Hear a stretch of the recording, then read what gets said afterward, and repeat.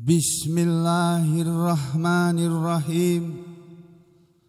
Alhamdulillah. Wassalatu wassalamu ala Rasulillah wa ala alihi wa ashabihi wa mawalah. Wa ashhadu an la ilaha illallah wahdahu la syarikalah. Wa ashhadu anna Muhammadan abduhu wa rasuluhu la nabiyya ba'dah. Wa ba'du, ayuhal muslimun, usikum wa nafsi bitaqwallah, faqad fazal muttaqun. Para muslimin rahimakumullah, baik yang berada di dalam masjid dan sedang mendengarkan dengan suka hati, maupun yang berada di luar masjid yang mendengarkan suara ini, ketahuilah apa yang saudara dengar dari suara ini adalah sesuatu yang sangat bermanfaat untuk hidup kita di dunia sampai di akhirat. Apa yang disampaikan setiap pagi di sini bukanlah cerita omong kosong, bukan sesuatu yang tidak ada gunanya, bukan sesuatu yang tidak perlu didengarkan. Justru Allah menyuruh kepada Nabi Muhammad SAW dan kepada seluruh umatnya agar menyampaikan Al-Quran, membacakan Al-Quran kepada siapa saja yang bisa mendengarkannya. Adapun setelah mereka mendengar, lalu ada yang menerima atau ada yang tidak menerima, menolak, membenci, itu adalah urusan mereka dengan Allah, bukan urusan si penyampai atau si mubaligh. Nabi Muhammad SAW dulu ketika masih hidup di kota Madinah, silakan baca hadisnya dalam kitab Sahih Al-Bukhari ada, dalam kitab Sahih Muslim juga insya Allah ada. Nabi kita pernah datang ke gereja orang Yahudi yang namanya sinagog. Di tengah-tengah mereka sedang persiapan untuk beribadah menurut ajaran Yahudi. Nabi kita dengan diiringi beberapa sahabatnya mendatangi mereka lalu berteriak, "Ya ma'syaral Yahud, aslimu taslamu." Ya ma'syaral Yahud, wahai kumpulan orang-orang Yahudi, aslimu, masuk Islamlah kalian, taslamu, kalian pasti selamat. Itu Nabi ngomong kepada orang Yahudi, agamanya beda, tapi beliau tidak bermusuhan dengan orang Yahudi. Beliau hanya menyampaikan karena Allah yang menyuruh beliau untuk menyampaikan kepada semua umat manusia ini.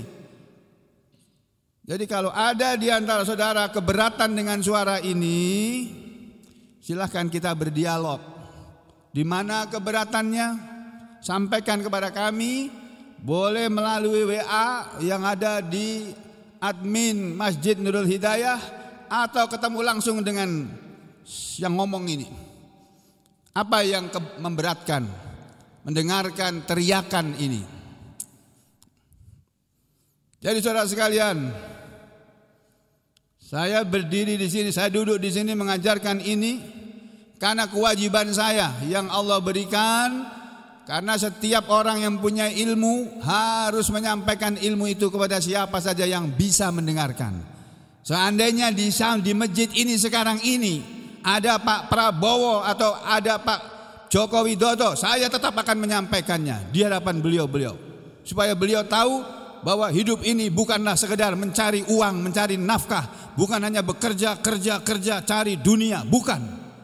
Dunia ini diciptakan oleh Allah untuk seluruh makhluknya, supaya makhluknya bersyukur, bertasbih kepada Allah.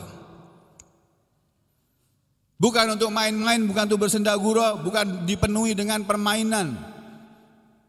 Padahal memang kata Allah, dunia ini adalah tempat permainan. Ada suratnya, ada ayatnya dalam surat Al-Hadid dan sudah sering diulang-ulang di sini. Jadi saudara sekalian, kalau ada yang keberatan dengan suara ini, silahkan menemui saya sampaikan kepada saya apa yang memberatkan. Kalau saya keliru ngomong, saya minta maaf. Mungkin ada kata-kata yang biasa kita tidak sadar kita ngomong, padahal omongan itu salah, tidak menyenangkan, tidak berkenan pada seseorang. Saya tidak tahu yang mana. Kalau itu ada yang salah, saya minta maaf, itu aja selesai. Nabi Muhammad SAW pun pernah keliru membaca Al-Quran. Nabi loh itu salah baca Al-Quran dalam mengimami sholat. Biasa, karena beliau manusia juga, manusia biasa seperti kita, bisa lupa. Cuma beliau maksum, manusia yang terjaga dari dosa, tidak mungkin berbuat salah. Nah kalau saya kan manusia biasa, jadi kalau saya salah ngomong, Anda tidak berkenan, di sini juga ini saya teriak, saya minta maaf. Kalau ada yang tidak berkenan dengan apa yang disampaikan di sini. Tapi kalau meminta supaya kajian ini dihentikan, walaupun Pak Presiden Prabowo atau Pak siapa saja menyuruh saya berhenti, insya Allah saya nggak akan berhenti. Insya Allah. Karena yang saya sampaikan ini adalah sesuatu yang harus disampaikan oleh semua orang yang tahu tentang Al-Quran. Kapan manusia mau mengaji Al-Quran kalau tidak dari sekarang ini? Mengaji tidak cukup dengan pondok pesantren 6 tahun, 9 tahun, 12 tahun, nggak cukup. Nabi Muhammad SAW itu dididik oleh Allah sehingga menjadi manusia terbaik, memerlukan waktu 23 tahun sejak beliau diutus oleh Allah menjadi Rasulnya. Sebelum Nabi kita diutus menjadi Rasul Allah, beliau sama dengan orang-orang Mekah, tidak tahu Al-Quran, tidak bisa baca Al-Quran. Bahkan ayat yang pertama kali turun, ketika itu ceritanya Nabi kita sedang bertahannuts, menyepi di Gua Hira, karena melihat masyarakatnya, masyarakat jahiliyah Mekah pada waktu itu, semuanya pada menyembah berhala. Tidak ada satu pun yang tidak menyembah berhala. Nah, untungnya Nabi kita tidak pernah ikut-ikut menyembah berhala. Beliau menyepi, menyendiri, bertahannuts. Kalau dalam hadis namanya tahannuts, menyepi, mengasingkan diri. Tidak cocok dengan kebanyakan masyarakat yang ada di Mekah, karena mereka menyembah batu-batu, kayu-kayu yang mereka ukir menjadi bentuk-bentuk berhala, lalu mereka memuja-muja dan memuji-muji berhala-berhala itu. Bahkan mereka berdoa di hadapan berhala-berhala itu tadi. Ketika beliau bertahannuts di Gua Hira, turunlah pada waktu itu malaikat Jibril dalam bentuk aslinya, sehingga Nabi kita ketakutan. Beliau takut, gemetar melihat makhluk yang besar sekali. Lalu malaikat Jibril berkata kepada beliau, kemudian malaikat Jibril merubah wujudnya, kira-kira begitulah. Karena ceritanya beliau Nabi ketakutan lalu dipeluk oleh malaikat Jibril. Kalau malaikat Jibril dalam bentuk aslinya Pak, kakinya berada di bumi ini, kepalanya di langit sana. Malaikat Jibril itu dalam wujud aslinya. Nah, cerita dalam hadis itu Nabi kita dipeluk oleh malaikat Jibril. Tentunya sudah berubah barangkali, kira-kira gitu, mengecil gitu, sehingga bisa memeluk Nabi kita. Lalu malaikat Jibril mengucapkan Iqra dengan bahasa Arab, ya. Iqra, bacalah. Apa kata Nabi? Ma ana biqari'in, tidaklah aku orang yang bisa membaca. Ma ana, tidaklah aku biqari'in, dengan orang yang membaca. Maksudnya aku ini bukan orang yang bisa membaca. Aku tidak bisa membaca. Waktu malaikat Jibril mengatakan Iqra, dalam riwayat yang lain diterangkan, dalam Sahih Bukhari tidak diterangkan, dalam kitab hadis yang lain diterangkan malaikat Jibril membentangkan selendang yang ada tulisan Iqra bismi rabbikal ladzi khalaqal insana min 'alaq, Iqra wa rabbukal akram alladzi 'allama bil qalam 'allamal insana ma lam ya'lam. Dibentangkan selendang itu. Nah, kalau malaikat Jibril membentangkan selendangnya dalam wujud aslinya, kepalanya di langit sana, tangannya, sayapnya, bagaimana coba? Bayangkan. Tidak, mestinya sudah dibuat oleh Allah sedemikian rupa sehingga Nabi kita bisa membaca tulisan itu terlihat di hadapan mata beliau. Tapi ketika malaikat Jibril mengatakan Iqra, beliau menjawab ma ana biqari'in. Didekap oleh malaikat Jibril beliau. Beliau termenggeh-menggeh kalau bahasa Solo. Apa kalau sini bilang manggah. Sampai manggah. Lalu dilepas pelukannya malaikat Jibril. Lalu disuruh mengucapkan Iqra. Tetap Nabi kita mengatakan ma'ana biqari'in, saya tidak bisa membaca karena beliau enggak pernah sekolah. TK enggak pernah, SD enggak pernah, SMP enggak pernah, SMA enggak pernah, apalagi perguruan tinggi S1, S2, S3, S-Krim enggak pernah. Beliau tetap mengatakan ma'ana biqari'in sampai 3 kali dipeluk lagi Nabi Muhammad SAW oleh malaikat Jibril. Sampai beliau susah bernapas, dilepaskan lagi. Lalu disuruh baca Iqra. Nah, barulah beliau bisa menirukan. Kalau tidak bisa membaca, tirukan apa yang aku ucapkan. Iqra, Iqra, bismi rabbika, dengan nama Tuhanmu. Iqra, bacalah bismi rabbika, dengan nama Tuhanmu. Alladzi khalaq, yang telah menciptakan. Iqra bismi rabbikal ladzi khalaq. Beliau menirukan. Alladzi apa? Iqra bismi rabbikal ladzi khalaq, khalaqal insana min 'alaq. Yang telah menciptakan manusia dari segumpal darah. Khalaqal insana min 'alaq. Iqra wa rabbukal akram. Bacalah dan Tuhanmulah yang maha mulia. Tuhanmulah yang maha baik, wahai Muhammad. Alladzi 'allama bil qalam. Yang telah mengajari manusia, yang telah mengajari melalui alat tulis, melalui pena. 'Allamal insan malam ya'lam, telah mengajari manusia apa yang manusia belum mengetahuinya dari segala sesuatu. Malam ya'lam, allamal insana malam ya'lam. Allah lah yang mengajari manusia apa saja yang manusia yang tadinya belum mengetahuinya. 5 ayat itu turun kepada Nabi kita disuruh baca nggak bisa baca, akhirnya menirukan saja. Jadi saudara, manusia dinilai oleh Allah di hadapan Allah itu tidak dengan berdasarkan kekayaannya atau kebesaran jabatannya, kedudukannya, tidak. Allah menilai manusia bukan dengan melihat jabatannya paling tinggi, paling berpengaruh, atau orangnya paling ganteng, ya, atau orangnya paling tegap, ya, atau orangnya kaya raya. Bukan. Nabi Muhammad SAW mengatakan, Innallaha la yanzuru ila ajsamikum wala ila suwarikum, walakin yanzuru ila a'malikum, ila qulubikum wa a'malikum. Kata Nabi begitu. Sesungguhnya Allah melihat manusia tidak pada bentuk wajahnya atau bentuk mukanya, dan tidak pula memandang manusia dengan melihat jasadnya atau penampilannya. Walakin yang dulu, akan tapi Allah melihat kepada manusia ini, kata Nabi, ila qulubikum, kepada hati kalian, wa a'malikum, dan amalan kalian. Yang dilihat oleh Allah terhadap manusia ini adalah apa yang ada dalam hatinya dan apa yang dia kerjakan dengan anggota tubuhnya. Itu yang dinilai oleh Allah. Bukan kekayaannya, bukan jabatannya, bukan popularitasnya, bukan kepintarannya, bukan. Manusia ini sepintar apapun, dengan Allah itu enggak ada apa-apanya. Ayatnya sudah dibacakan nih kemarin nih. A'udzubillahi minasyaitonir rajim. Qul law kanal bahru midadan likalimati rabbi lanafidal bahru qabla an tanfada kalimatu rabbi walau ji'na bimithlihi madada. Itu kata Allah begitu. Yang kemarin dibacakan kitab tafsir Ibnu Katsir. Lalu di sini kitab tafsir Al-Baghawi, kitab tafsir Ma'alimut Tanzil yang disusun oleh Imam Al-Baghawi yang meninggal sekitar tahun 540 Hijriah. Kalau saya tidak salah, ya, sekitar itu.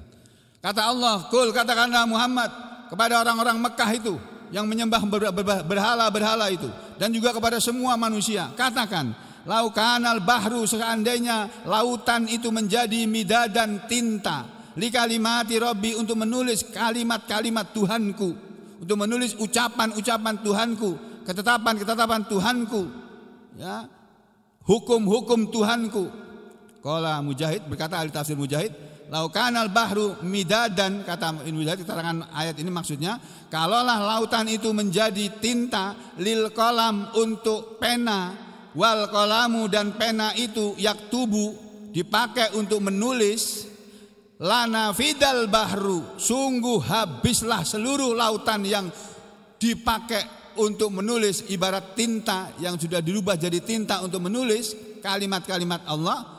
Sungguh habislah lautan itu, maksudnya air ma'uhu, airnya habis, tintanya habis. Padahal tintanya sepenuh laut yang ada di muka bumi ini semuanya. Laut Cina Selatan, laut India, laut Samudra Pasifik, Samudra Hindia, laut Cina Selatan, laut apalagi, seluruh lautan yang ada di dunia ini itu menjadi tinta untuk menulis kalimat-kalimat Allah. Sudah habis tintanya, kalimat Allah belum habis. Itu gambaran betapa luasnya ilmu Allah, betapa banyaknya ketetapan-ketetapan Allah. Sungguh habislah air laut itu qabla an tanfada kalimatu rabbi, sebelum bahwasanya habis kalimat atau ucapan Tuhanku, kalimat-kalimat Tuhanku. Yang dimaksud kalimat dalam ayat ini kata Imam Al-Baghawi, ilmuhu, yaitu ilmunya, wa hukmuhu dan hukumnya. Seandainya lautan yang ada di seluruh dunia ini, kata Allah, dijadikan tinta lalu dipakai untuk menulis tulisan yang berisi ilmunya Allah, pengetahuannya Allah. Potongan Allah kalau gambaran kita sehari gini. Sekarang ini Syahid lagi ngapain ya? Wah, ini Syahid di sini lagi duduk nih dengerin ini. Si Jaya, kira-kira di mana Jaya ya? Oh, Jaya mungkin di rumah atau mungkin lagi jalan, ada yang nelpon. Misalnya anak kerjanya sekarang nyopir itu. Itu kan omongan. Nah, Allah itu tahu apa yang dilakukan oleh manusia, seluruh makhluknya, bukan hanya manusia. Yang sejak zaman Nabi Adam sampai manusia sekarang, sampai manusia yang akan ada di akhir zaman nanti. Itu apa yang mereka ucapkan, apa yang mereka lakukan, dan apa yang terjadi pada mereka, semua itu ditulis oleh Allah. Sudah tertulis dalam ketetapan Allah di Lauhul Mahfuz sana sebelum kejadian. Betapa, makanya ilmunya Allah itu gak bisa ditandingi oleh manusia, sehebat apapun dia. Jadi ilmunya Allah gak akan habis ditulis dengan tinta sepenuh lautan. Walau, kata Allah, walaupun jikna, kami datangkan lagi bimislihi, dengan lautan yang semisal itu, madadan, sebagai tambahan. Ya, kami tambah lagi laut seluruh dunia ini jadi tinta untuk melanjutkan menulis firman Allah. Dah habis juga. Itu laut airnya sudah habis untuk menulis ketetapan Allah, kalimat Allah belum habis, ilmu Allah belum habis tertulis. Sama seperti kalau saudara kuliah di S1 suruh bikin skripsi. Setiap mahasiswa bikin skripsi, nanti dinilai. Itu satu mahasiswa. Kalau mahasiswa satu Universitas Gajah Mada yang terdiri banyak fakultas, berapa mahasiswa di sana, berapa tulisan yang mereka bikin, berapa judulnya, itu tulisan satu orang mahasiswa. Allah tahu kok apa yang ditulis oleh para mahasiswa itu tadi. Sedangkan dosennya hanya tahu apa yang ditulis oleh mahasiswanya yang dia kebetulan jadi pembimbingnya. Kalau bukan pembimbingnya juga nggak tahu. Nanti tahunya pada waktu ujian, yudisium atau ujian menyampaikan skripsi tadi. Jadi itu gambaran itu loh. Semua yang diketahui oleh manusia itu diketahui oleh Allah. Bahkan yang sebelum terjadi pada manusia, Allah sudah tahu. Kapan kita akan sehat, kapan kita akan sakit, kapan kita akan mati, Allah itu tahu. Sedangkan kita nggak tahu kok gimana. Gitu kok mau nyaingi Allah manusia ini. Manusia mau nyaingi Allah kan manusia yang kurang ajar. Kita jangan jadi manusia yang seperti itu. Nurut saja kepada Allah. Apa ujar Allah, apa yang Allah firmankan dalam Al-Quran, saudara baca, saudara pahami, saudara amalkan. Udah selesai, hidup sudah cukup seperti itu. Sambil cari uang. Cari uang itu sambilan. Ngaji bukan sambilan. Ngaji itu pokok. Kalau sampai masih menjadikan ngaji ini sebagai sambilan, sampai sama dengan kebanyakan orang di luar sana yang nggak ngerti apa arti hidup ini. Jadi ngaji ini bukan barang sambilan ini. Kalau saudara ngajinya untuk sambilan, nanti Allah menganggap Anda juga sebagai umatnya Nabi Muhammad SAW yang sambilan aja. Oh ini dulu nyambi ini. Makanya kata Ustadz Hadi Hidayat, kebetulan saya dengar ceramahnya, dia bilang, saudara datang ke pengajian, kalau niatnya ingin ketemu sama orang yang sudah lama nggak ketemu, saudara nggak dapat apa-apa dari pengajian itu, nggak dapat pahala apa-apa. Dapatnya ya ketemu sama sahabatnya lama nggak ketemu, ngobrol-ngobrol lagi di situ. Sementara gurunya ngajar ngobrol dia pulang nggak dapat apa-apa. Betul itu kata Ustadz Hidayat itu. Ustadz Hadi Hidayat, aku nggak kenal beliau tapi sering dengar ceramah-ceramahnya. Ya, saudara perlu ketahui, saya bersedia mendengar ceramah dari siapapun. Bahkan Guru Ijai almarhum, aku sudah mendengarkan rekaman videonya. Masya Allah, luar biasa beliau. Walaupun amalan saya karena diajari oleh guru saya berbeda dengan amalan beliau, beliau tetap orang yang terhormat, orang yang mulia karena ilmunya luas. Sayang penggantinya belum seperti beliau. Ya, jadi Guru Ijai waktu pidato kaget aku, masya Allah kayak begini beliau kalau khutbah ya, kalau pidato luar biasa itu. Ya, ulama-ulama NU, saya ngaji kepada ulama-ulama NU, ulama-ulama Muhammadiyah. Saya pernah ngaji kepada ulama-ulama Muhammadiyah yang ada di Solo, ya bukan yang ada di Jakarta. Ya, ulama-ulama dari Jamaah Tabligh saya pernah mengaji, bahkan yang datang dari Pakistan, dari India, karena pusatnya Jamaah Tabligh kan di India sana. Ya, yang tamu dari India ulamanya datang ke Indonesia, datang ke masjid kami di Solo sana berbicara dengan bahasa Arab, lalu ada penterjemahnya. Saya waktu itu masih mahasiswa mendengarkan. Ada lagi kelompok yang namanya Islam Jamaah, pernah saya mendengar ajaran orang Islam Jamaah. Jadi semua aliran yang ada di Indonesia ini, insya Allah saya sudah pernah mendengar semuanya. Dan saya terima yang baik-baik, yang cocok, yang tidak cocok nggak saya amalkan. Udah gitu aja. Sama, saudara mendengarkan saya mengajar begini ini, saudara cocok, ambil, saudara nggak cocok, nggak dibuang di kali aja sana. Tapi jangan membenci saya, sebagaimana saya tidak membenci Anda. Ya, tidak boleh kita membenci sama Muslim, nggak boleh, haram. Percuma saudara sholat jengkang-jengking terus tiap hari kalau membenci Muslim, itu dilarang oleh Nabi Muhammad Sallallahu Alaihi Wasallam. Mas sebetulnya kita membenci Pak Jokowi itu juga nggak boleh juga sebetulnya, karena beliau itu orang Muslim sih. Ya, membenci Pak Prabowo juga nggak boleh.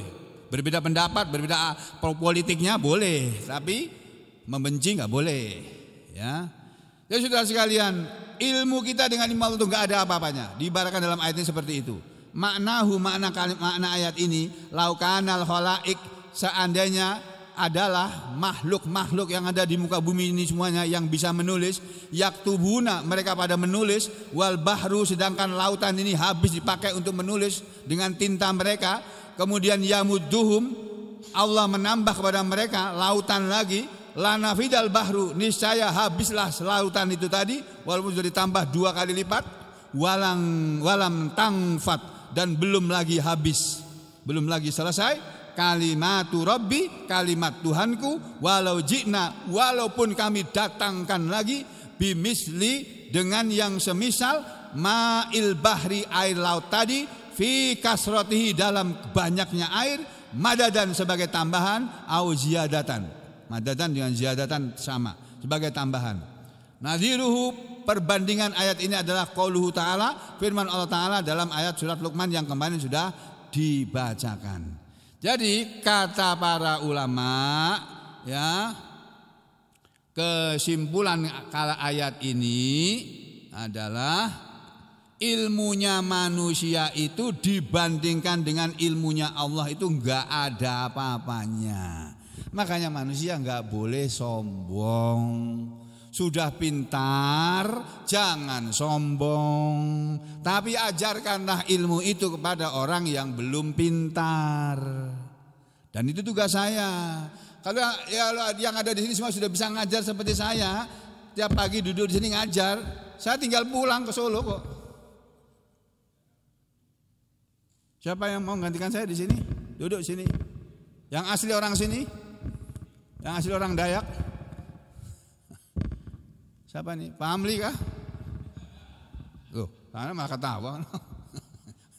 Jadi kalau ada, saya bisa pulang ke Solo saya.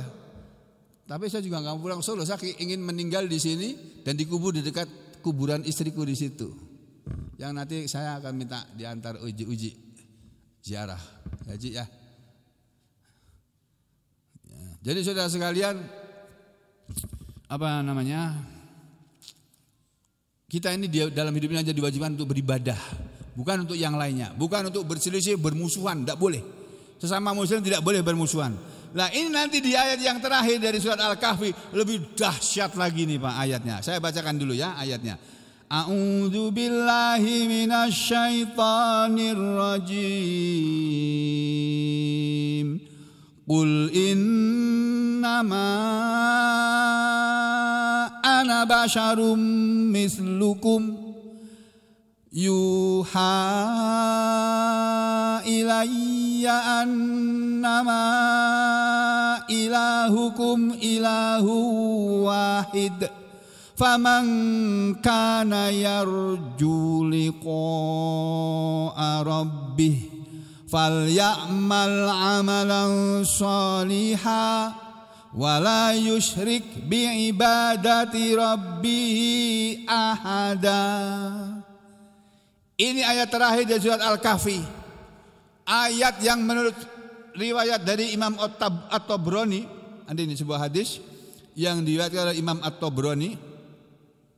Beliau mengatakan, kata Ibnu Katsir, rawa At-Tabrani, Imam At-Tabrani ahli hadis ini telah meriwayatkan min tariqi Hisam bin Ammar, dari jalan periwayatan sanadnya Hisam bin Ammar an Ismail ibn Ayyas, dari gurunya yang bernama Ismail bin Ayyas, an Amr ibni Qais, dari gurunya lagi yang bernama Amr bin Qais Al-Kufi, yang kebetulan dia adalah orang Kufah, orang Irak sana. Annahu sami'a, bahwasanya Amr bin Qais pernah mendengar Muawiyah ibn Abi Sufyan, Muawiyah bin Abi Sufyan, khalifah Rasulullah SAW. Abu Sufyan ketika menjadi khalifah, entah yang keberapa saya enggak hafal. Annahu qala, bahwasanya Muawiyah bin Abi Sufyan pernah berkata, hadhihi akhiru ayatin unzilat. Ayat ini, ayat terakhir dari surat Al-Kahfi adalah akhiru ayatin unzilat, ayat terakhir yang diturunkan. Hadis ini berbeda dengan hadis yang diriwayatkan oleh Bukhari, Muslim dan lain-lain, bahwasanya ayat yang terakhir turun bukan ayat ini tapi ayat itu, apa namanya? Al-yauma akmaltu lakum dinakum wa atmamtu alaikum dinakum. Al-yauma, apa ayatnya? Al-yauma akmaltu lakum dinakum wa atmamtu alaikum ni'mati wa raditu lakumul Islam madina. Itu ayat yang terakhir turun kalau menurut hadis yang sahih yang lain. Kalau menurut hadisnya Tabrani beda. Kata Muawiyah, ayat yang terakhir turun ini. Karena ini ilmu oleh Ibnu Katsir tetap ditulis. Perkara derajat hadisnya enggak sahih, urusan belakang.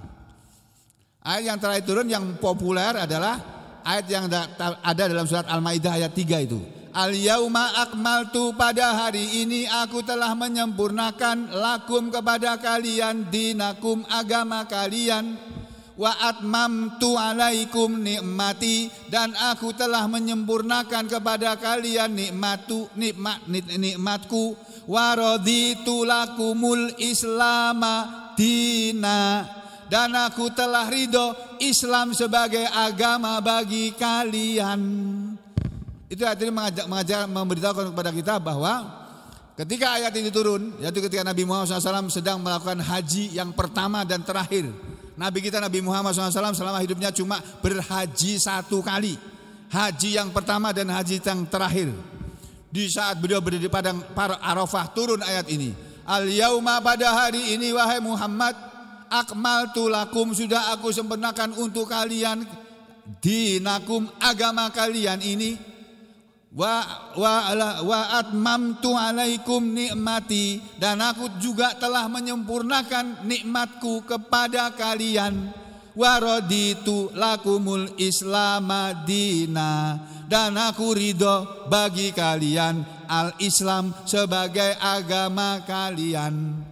Ayat ini mengajarkan kepada kita bahwa satu, dengan seturunnya Al-Quran 30 juz itu sudah sempurna. Al-Quran sudah turun semuanya. Itu satu. Yang kedua, Allah mengatakan, Allah berkalam, dan hari ini juga aku menyempurnakan kepada kalian nikmatku. Jadi maksudnya dengan telah diturunkannya Al-Quran ini semuanya yang menjadi pegangan pokok atau dasar bagi ajaran Islam, itu artinya Allah sudah menyempurnakan nikmatnya kepada kita. Artinya kalau kita sebagai muslim tapi nggak paham al-Islam, nggak ngerti agama Islam, kita belum mendapatkan nikmat yang besar. Walaupun harta kita bertriliun-triliun, ribuan triliun kah, jutaan triliun kah, itu bukan nikmat Allah yang paling besar. Nikmat Allah yang paling besar adalah Al-Quran ini, Pak, Bu. Agama Islam inilah nikmat Allah yang paling besar, melebihi nikmat menjadi jabatan RI 1 Pak, RI 2 atau jabatan ketua PBB atau apalah. Enggak ada apa-apanya itu semuanya dibandingkan dengan nikmat Allah yang namanya Al-Quran, yang namanya Islam. Bagaimana maksud ayat yang terakhir ini? Jangan kemana-mana, kita ketemu lagi hari Rabu yang akan datang, insya Allah. Aku lu qauli hada, astaghfirullah li wa lakum. Allahumma taqabbal minna innaka antas samiul alim wa tub alaina innaka antat tawwabur rahim. Wa sallallahu ala sayyidina Muhammad wa ala ali sayyidina Muhammad walhamdulillahi rabbil alamin. Wassalamualaikum warahmatullahi wabarakatuh.